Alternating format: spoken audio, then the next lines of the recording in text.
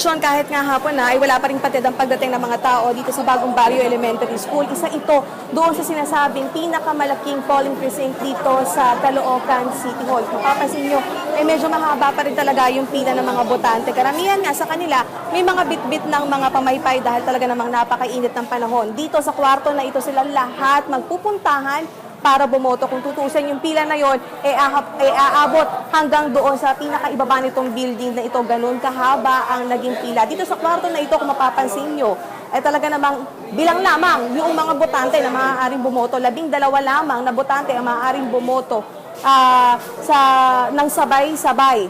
Kaya naman, talaga namang maaantala, talaga namang medyo tatagal ang pagboto ng mga tao. Dito kasi sa kwarto na ito, Lurdson, mantakin ninyo, talaga namang 6 na presinto ang pinagsama-sama, kaya naman pumalo sa halos 800 o mahigit 800 yung bilang ng mga botante na inaasahang magpupuntahan at boboto dito. Eto nga ngayon, nagkakaroon na naman ng problema itong PCOS machine, nagkakaroon na naman ng paper jamming. Iyan yung naging problema simula kaninang umaga pa.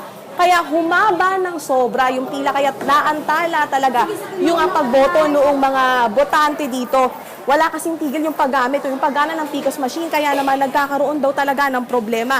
Tuloy, yung ilan hindi na talaga mapigilang mainis. Kung tutuusin kasi mula doon sa 800 botante, mahigit 400 pa lamang ang nakakaboto. At dahil nga dito, yung ilan talaga mainit na ang ulo. Idagdag pa dyan yung ilan na sumisingit. Pero sa kabila nito, siniguro naman ng BEI na lahat naman ay makakaboto hanggang mamayang alas 7 ng gabi, kaya naman konting tiis-tiis lamang daw. Lurdson.